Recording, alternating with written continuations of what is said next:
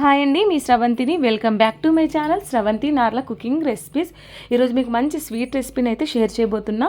ఇది Rakshabandhan special sweet recipe. మా ఇంట్లో పల్లీల పోలేలు, మేము బయట నుంచి స్వీట్ కొనుక్కొని తిన్నా కూడా మేము రక్షాబంధన్కి అయితే పల్లీల పోలేలు కంపల్సరీ చేసుకుంటాము. చాలామంది పల్లీల పోలేలు చేస్తూ ఉంటారు, కానీ అందులో కల్లే మొత్తం కారిపోతుంది, అంటుకుంటుంది కదా. నేను చెప్పిన ప్రకారం మీరు పల్లీల పొల్లీలు ట్రై చేయండి. 10-15 రోజుల వరకు పాడవదు. మనం ఎలా చేసామో అలాగే ఉంటాయి. అందులో నుండి మనం పెట్టిన పల్లీల పోలే మిశ్రమం అంతా బయటికి రాకుండా, అంటుకోకుండా పర్ఫెక్ట్గా వస్తుంది. కొన్ని టిప్స్ కనుక పాటిస్తే పర్ఫెక్ట్గా వస్తే మీరు ఫస్ట్ టైం చేసినా కూడా మీకు పర్ఫెక్ట్గా కుదురుతుంది. కాబట్టి వీడియోని ఎక్కడ కూడా స్కిప్ చేయకుండా మీరు చూసేయండి. ఫస్ట్ నుంచి లాస్ట్ వరకు మీకు అర్థమైపోతుంది. మీరు చూస్తేనే వీడియో అనేది అర్థమైపోతుంది. కాబట్టి అవేమేం పాయింట్స్, సీక్రెట్ టిప్స్ అనేది దీనిలో తెలుసుకుందాం. నేను ఇక్కడ ఒక 1/2 కేజీ పల్లీలను అయితే తీసుకున్నాను. ఒక 1/2 కేజీ పల్లీల పోలేల రెసిపీని అయితే మీకు చూపించబోతున్నాను. పర్ఫెక్ట్ కొలతలతో చూపిస్తాను. పర్ఫెక్ట్గా స్వీట్ సరిపోతుంది. ఇక్కడ నేను స్టవ్ ఆన్ చేసి పెద్ద నల్ల కడాయిలో ఒక 1/2 కేజీ పల్లీలను తీసేసుకొని, పల్లీలని మంటని ఎప్పుడైనా హై ఫ్లేమ్లో పెట్టద్దు. మంటని హై ఫ్లేమ్లో పెట్టేస్తే పల్లీలు మొత్తం మాడిపోతాయి. కాబట్టి మీడియం ఫ్లేమ్లో పెట్టేసి నాన్ స్టాప్గా పల్లీలని కలుపుతూనే ఉండాలి. అక్కడనే దగ్గర నిల్చొని, మనం సైడ్కి వెళ్ళిపోయినా కూడా కింది అన్నీ మాడిపోతాయి, పైన సరిగ్గా పల్లీలు వేగాయి. కాబట్టి ఇలా కలుపుతూనే ఉండాలి. ఎక్కువగా పల్లీలను వేయించడం వల్ల కూడా పల్లీల బొబ్బట్లు అనేటివి టేస్ట్గా రావు. మాడినట్టు స్మెల్ వచ్చి అంత టేస్ట్గా రావు. ఇలా మనం వేయించాలి, కానీ బాగా మాడకుండా చక్కగా పల్లీలు వేగేటట్టు వేయించాలి. ఇలా మనం వేగిన తర్వాత స్టవ్ ఆఫ్ చేసేసి పల్లీలని 10-15 నిమిషాల వరకు అలాగే చల్లారబెట్టేసుకోవాలి. పల్లీలు చల్లారిపోయిన తర్వాత ఇలా చక్కగా మనం చేతితోటి పల్లీలని స్మాష్ చేసేసుకుంటూ పొట్టంతా తీసేయాలి. చూడండి, ఈ విధంగా మంచిగా పూర్తిగా చల్లారిపోతేనే పల్లీలో ఉన్న పొట్టంతా మంచిగా రిమూవ్ అయిపోతుంది.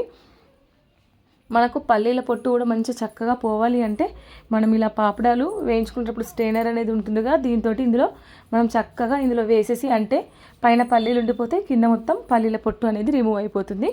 మనం ఒక్కసారి ఈ విధంగా ట్రై చేయండి. అన్నీ ఇదే విధంగా పల్లీల పొట్టు మొత్తం తీసేసుకోండి. చూడండి, నేను పల్లీలు వేయించాను, కానీ ఎక్కడ కూడా పల్లీలు అనేటివి మాడలేవు. మాడితే మాత్రం పల్లీల పౌడర్ అనేది కొంచెం కలర్ అనేది మారుతుంది. కాబట్టి చూడండి, పల్లీలు ఎక్కడ కూడా మాడకుండా అన్నీ ఒకే విధంగా ఈ కలర్లో ఉండాలి. ఇప్పుడు మనం చక్కగా పౌడర్ పట్టేసుకోవాలి మిక్సీకి. అసలు ముద్దలాగా అసలే ఉండొద్దు, పౌడర్ అనేది పొడి పొడిగా ఉండాలి. పల్లీలను ఎక్కువగా వేయించి మనం మిక్సీ పట్టేటప్పుడు ఎక్కువ చుట్లు తిప్పామనుకో పల్లీలు అనేది మెత్తగా పొడి వస్తుంది, అందులో ఆయిల్ రిలీజ్ అయిపోతుంది. అలా కాకుండా పల్లీలని మనం ఇలా మాడకుండా వేయించి ఒకటే చుట్టూ తిప్పాలి. తిప్పితే పౌడర్ లాగా పల్లీల పొడి వస్తుంది. ఇప్పుడు పల్లీల పౌడర్ తీసేసుకొని పక్కన బౌల్లో పోసేసుకోవాలి. 1/2 కేజీ పల్లీలకి 1/2 కేజీ షుగర్ అందులో వేసేసుకొని ఒక 2 ఇలాచీ వేసేసుకొని చక్కగా పౌడర్ పట్టేసుకోవాలి. ఇప్పుడు పల్లీల పొడిని మనం ఇందులో బౌల్లో వేసేసుకున్నాం కదా, పట్టుకున్న షుగర్ పౌడర్ని కూడా ఇందులో వేసేసుకోవాలి. నేను 1/2 కేజీ వరకు షుగర్ని సరి తీసుకున్నాను, కానీ పోయడం మాత్రం కొంచెం ఆపి ఇందులో పోసేసి 2 బాగా మిక్స్ అయ్యేంత వరకు చక్కగా కలుపుకోవాలి. పల్లీల పొడి అండ్ షుగర్ పొడి చక్కగా బాగా మిక్స్ అయ్యేంత వరకు కలుపుకోవాలి. మనం కలుపుకున్న తర్వాత ఫస్ట్ నోట్లో వేసుకోవాలి. చాలామంది స్వీట్ని ఎక్కువగా ఇష్టపడతారు, కొందరు స్వీట్నెస్ తక్కువగా ఇష్టపడతారు. ఈక్వల్గా సరిపోతుంది, కానీ మీకు స్వీట్ ఎక్కువగా కావాలి అనుకుంటే మొత్తం పోసేయచ్చు. కొంచెం తీపి తక్కువ కావాలనుకుంటే కొంచెం షుగర్ పౌడర్ ఆపేసి 2 బాగా మిక్స్ అంతా చక్కగా కలుపుకున్న తర్వాత ఇప్పుడు ఇందులో జస్ట్ ఒక 4 టేబుల్ స్పూన్ మిల్క్ పోసేసుకోవాలి. అంతే, జస్ట్ 4 టేబుల్ స్పూన్ మిల్క్ పోసేసుకొని చక్కగా పిసుక్కుంటూ కలుపుకోవాలి.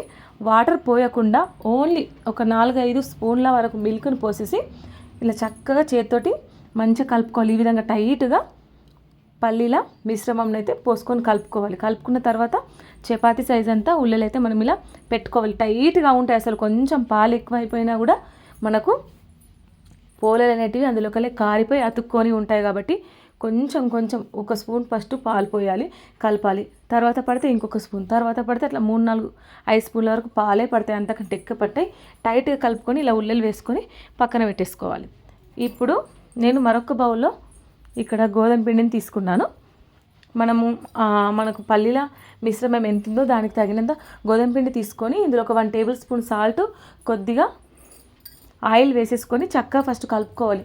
సాల్ట్ ఆయిల్ బాగా మిక్స్ అయ్యేంత వరకు పిండిలో చక్కగా కలిపిన తర్వాత ఇప్పుడు ఇందులో కొద్దిగా వాటర్ పోసుకుంటూ మరీ మెత్తగా కాకుండా పిండి మరీ టైట్గా కాకుండా చక్కగా పిండిని అయితే కలుపుకోవాలి. మరీ ఎక్కువగా టైట్ ఉండద్దు, మరీ జారేటట్టు మెత్తగా ఉండకుండా మీడియంలో ఉండేటట్టు ఈ విధంగా పిండిని చక్కగా కలుపుకొని పైన కొంచెం ఆయిల్ వేసేసుకొని ఈ పిండిని మనం ఒక 10 నిమిషాల వరకు పిండిని పక్కన పెట్టేసుకోవాలి. అలా పెట్టడం వల్ల పిండి అనేది సాఫ్ట్గా స్మూత్గా అయిపోతుంది. 10 నిమిషాల తర్వాత ఇప్పుడు మీకు కావలసినంత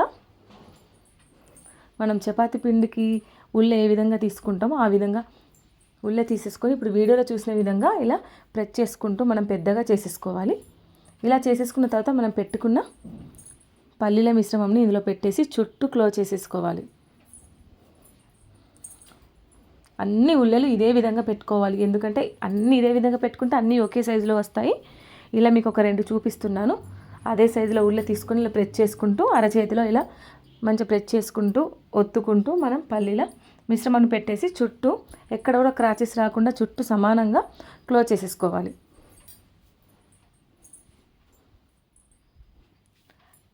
ఈ విధంగా క్లోజ్ చేసేసుకున్నాం కదా. ఇప్పుడు మనం ఈ ఉల్లల్ని గోధుమ పిండి పొడి పిండిలో మంచిగా డిప్ చేసేస్తూ ముందు వైపు వెనుక వైపు వేసేసుకొని చపాతీలు ఏ విధంగా అయితే చేస్తామో ఈ పల్లీల పోలల్ని కూడా అదే విధంగా మనం ఒత్తుకోవాలి.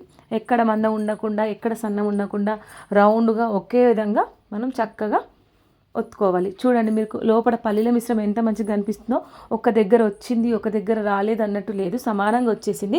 ఈ విధంగా అన్నీ ఒకదాని తర్వాత ఒకటి పల్లీల పూలలు చపాతీలు ఏ విధంగా చేస్తామో అదే విధంగా చేసేసుకొని మనం పక్కన పెట్టేసుకోవాలి. ఒక 5, 5, 10, 10 ఇలా మంచిగా మనం పక్కన పెట్టేసుకున్న తర్వాత ఇప్పుడు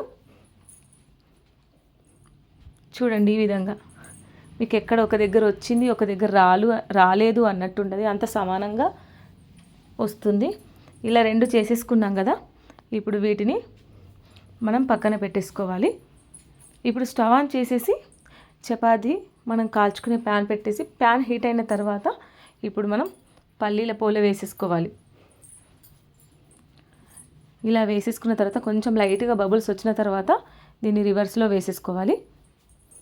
చూడండి, ఈ విధంగా రివర్స్లో వేసేసుకొని జస్ట్ 1/2 స్పూన్ వరకు పైన ఆయిల్ వేసేసుకోవాలి. ఇంకో 1/2 స్పూన్ వరకు రివర్స్లో ఆయిల్ వేసేసుకొని చక్కగా మనం తీసేసుకొని పేపర్లో వేసేసుకోవడమే.